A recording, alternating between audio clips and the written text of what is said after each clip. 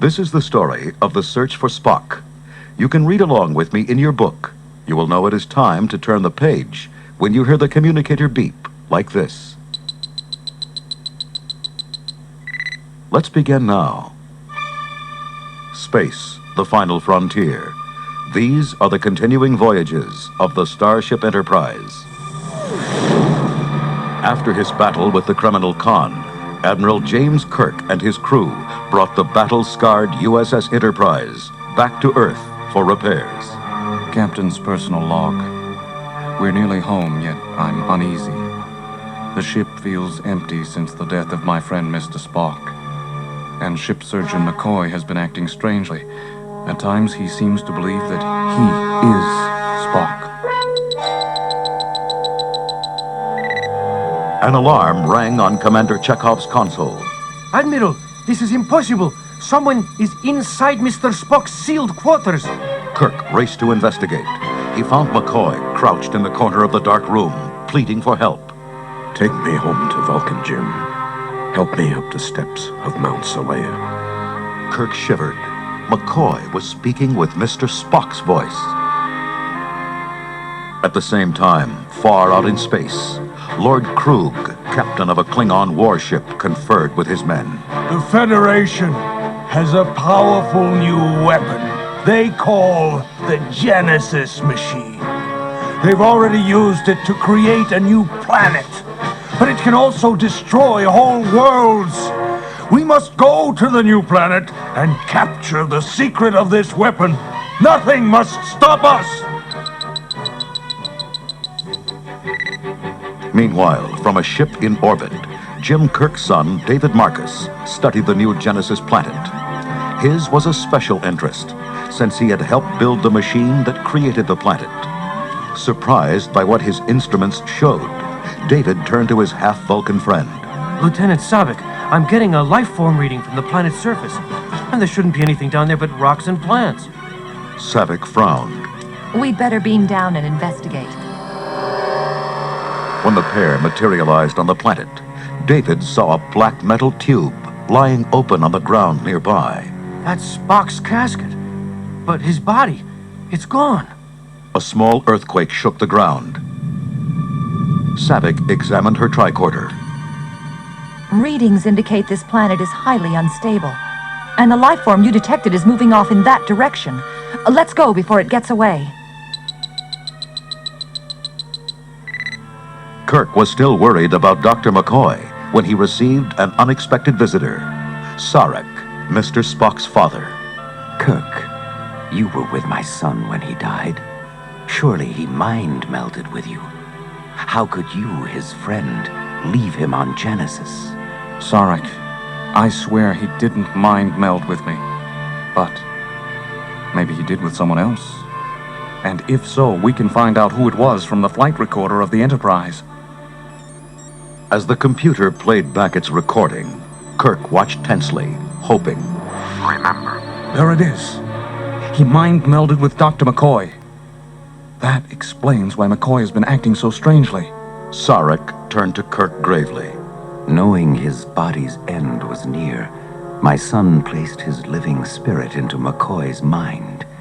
You must bring both Spock's body and McCoy to Mount Salea on Vulcan. Only there can they both find peace. Kirk went to the commander of Starfleet. Admiral, I want to return to Genesis for Spock's body. He was my friend. McCoy is my friend. They're both in pain. I have to do this for them. Absolutely not, Jim. Genesis has thrown the galaxy into an uproar.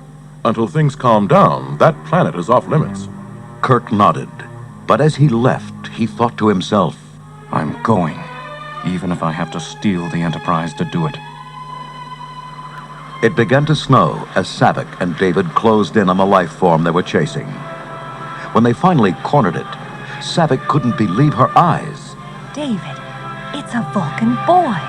The child watched them like a wild animal, fearful and silent. David thought quickly. The Genesis machine. When it created this planet, it must have recreated Spock's body. Saavik, this child, is Spock. David eagerly examined his tricorder to confirm his discovery. Savick tried talking to the child in Vulcan, Ishvani, call me. but he didn't respond. He seems to have totally lost his memory. We'd better get him up to the ship's medic as soon as possible. She flipped open her communicator. Captain, this is Lieutenant Savick. Prepare to beam us up. 3 of us. But before the Federation ship could beam them aboard, Lord Krug's warship appeared from behind its cloaking device. Without warning, a photon torpedo shot from the Klingon ship and blasted the other vessel out of the sky. David was horrified. Savick, what do we do now? Our only way home has been destroyed. Kirk and McCoy, with the help of Scott, Chekhov, Uhura, and Sulu, sneaked aboard the empty Enterprise and started her powerful engines. As the ship pulled away from Earth orbit, the angry voice of the Starfleet commander came over the communication channel. Kirk, I order you to surrender that vessel at once. Kirk glanced at Chekhov. No reply. Best speed to Genesis. On Genesis, Savick and David found a cave where they could hide from the searching Klingons and care for Spock. Worried by the constant earthquakes, David took readings with his tricorder.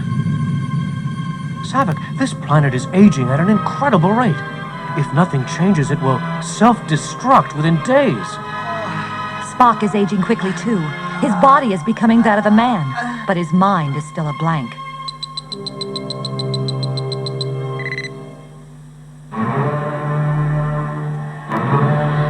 The next morning, as the little group left the cave to find another hiding place, they ran straight into the heavily armed Klingon landing party. Lord Krug glowered at Savick. You will tell me the secret of the Genesis machine. Or else... Just then, his communicator beeped. My Lord Krug, you must beam up. A Federation starship is approaching. Hidden by its cloaking device, the Klingon ship lay in wait. As the Enterprise entered orbit, Kirk noticed something on his view screen. That blurry patch. A Klingon cloaking device. Scotty, shields up! But it was too late. A Klingon photon torpedo blasted into the Enterprise, destroying her automated controls. Scotty pounded on his useless panel. Captain, we've got no control of our weapons or engines. We're helpless. Krug's face appeared on the view screen. I have 3 prisoners from your Genesis team. Surrender immediately, or they'll be executed. Kirk tried to stall, but Krug cut him off with an order to his men on Genesis. Kill one of them. The senior guard drew a dagger. David jumped him and tried to wrestle the knife away. The Klingon freed his arm and plunged the dagger into David's chest. As the young hero fell, Kirk shouted at Krug. You Klingon monster!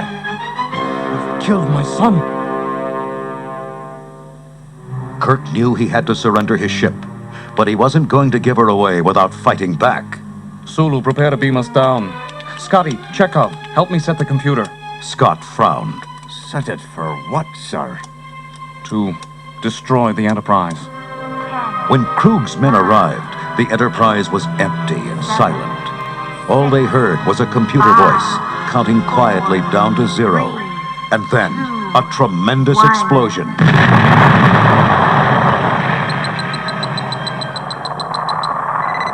Kirk and the others watched wordlessly as their ship fell from the heavens. Kirk blinked hard to hold back the tears. Holmes. She was our home for 20 years. What have I done? McCoy squeezed his friend's shoulder. You did what you had to do. You turned death into a fighting chance to live. Kirk turned away sadly. Come on. Let's go find Spock. Their tricorders led them over the quaking ground to the Klingon camp. Kirk stunned the guards with a phaser blast, then caught sight of David's body. He went and kneeled by him. My son, both heaven and earth friend thee forever. I've lost Spock, my ship, now you. Savick came and knelt by him. We've both lost much, Admiral. But you must know, Spock is alive. Kirk ran to where McCoy leaned over Spock, examining him. He's alive, Jim, but aging rapidly. We've got to get him off this planet or he'll die again. Drop your weapons! It was Krug, holding a deadly phaser on them. He barked into his communicator. Maltz, beam up the prisoners. All but Kirk. I have a score to settle with him. After the others vanished, Krug growled at Kirk. Give me the secret of Genesis, or we both die with this planet! Just then, the Earth shook violently. Krug lost his footing, and Kirk leaped on him. The two wrestled for control of the phaser. Krug dazed Kirk with a vicious punch, and aimed the phaser at him. Just then, a huge crack opened under his feet. Screaming curses, he fell to his death. Imitating Krug's voice, Kirk barked into his communicator. Maltz, beam me up!